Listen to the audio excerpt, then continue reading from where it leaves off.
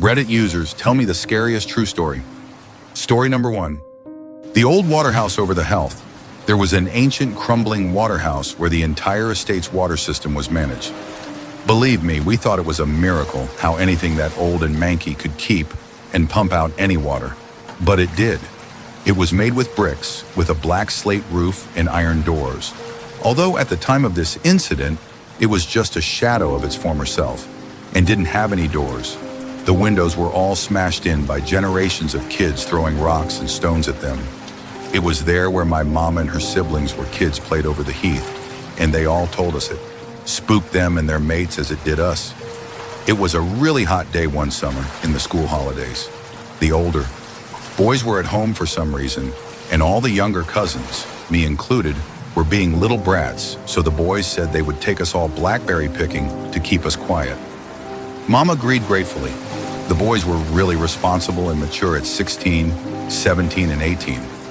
They babysat for us younger kids all the time, so we all knew the rules of staying close to the boys and doing what they told us, and so a half hour later, everyone had their fruit buckets and we were off. There were 5 of us younger kids. We were all really excited as blackberry picking was a great family favorite activity, and our Gran's blackberry pies were the best. Gran's house led directly onto the back of the heath. There was a fence with a gap at the end. One of my older cousins passed me through to the other, then lifted my tiny wheelchair over the fence. The other kids were through in seconds and we were away again. On our way to our destination, the older boys told us spooky stories, as they always did. Half because they liked scaring us, and a half because we all used to beg them to. There was nothing more terrifying than a story from my cousins, H or B. They were masters and so believable. We loved it. We all stopped talking when we came to the waterhouse. Nobody ever dared to speak around or near the waterhouse, not even the older boys. For something so mundane, it always looked, and still does, so eerie. There was a second fence to get through before we reached our beloved blackberry field. But this time, as we squeezed through the gap of the fence, we were all more somber as we remembered the old wife's tale, urban legend that we all knew about the waterhouse. The story goes, once in the early 1960s, there was a gang of bank robbers. They were local to the area and were really nasty pieces of work. Their expertise was terrorizing bank customers and staff alike before grabbing and shooting anything that moved. They did several jobs without getting caught, but they really messed up a particular job, and a sweet 19-year-old trainee bank clerk was shot dead, and 5 more people were seriously injured. One of the gang was also shot dead, along with the nastiest member of the gang being seriously wounded in the crossfire. It is said that the remaining gang members escaped with just a few hundred and made their way over to the heath and hid out in the waterhouse. It was newish at that time and was a perfect hideaway for the murderers. There was a lot of contention and stress between the remaining gang, months, although it was never proven how. The bodies of all 3 of the remaining gang members were discovered rotting away in the waterhouse 6 months later. A few years after the weird stuff and creepy noises started occurring near and around the waterhouse.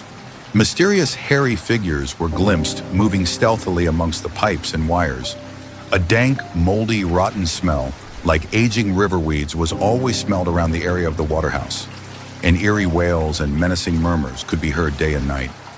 In the late 70s, there was a spate of mysterious deaths of homeless people who would shelter over the heath not too far from the waterhouse.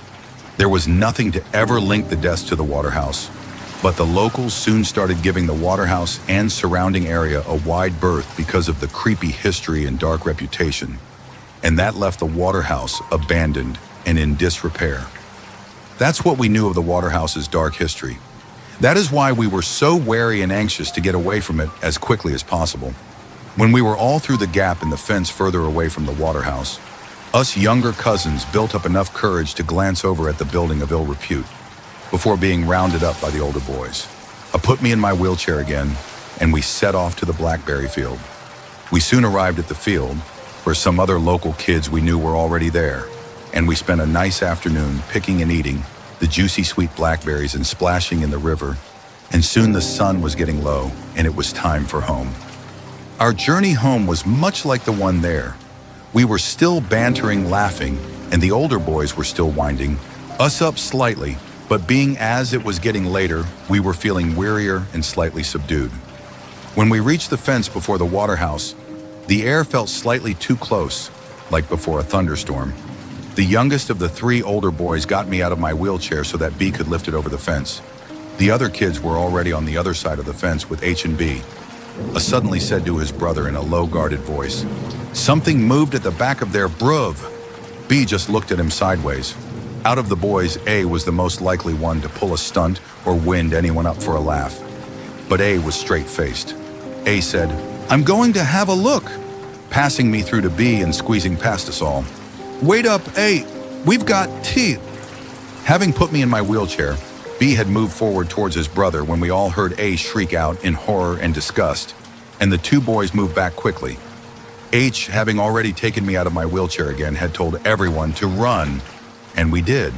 B picking up my tiny wheelchair, folding it up while running, A grabbing the other two kids' hands and following B and H running with me on his shoulders. Holding my other cousin's hands, we ran and ran. I kept saying, "Don't look back, don't look back." I did, but saw nothing. We didn't stop till we got to the fence which leads back to the road on the estate, and we could actually see civilization again. We were all completely exhausted, especially the older boys. Before we slipped through the fence to the road, B, holding himself up by the railings, asked, "What did you see, A?" "Why, yellow eyes, H, hairy face." All of us younger kids began to panic and scream, and H had to calm us all down. He said that we were safe and it would be all right, but we all wanted to get as far away from the water house as possible. When we got home, we all looked bedraggled and slightly nervy. Mom and my auntie noticed this and asked the boys what was wrong. H just said that we just got spooked by an old drunk man in the bushes looking for golf balls to sell. And as that was quite commonplace over the heath, Mom and my auntie just gave us kids a pep talk and hugged us. We never did tell my mama or my auntie the truth about the yellow eyes and hairy face or find out what it actually was, but us kids didn't go near the water house for a long time after.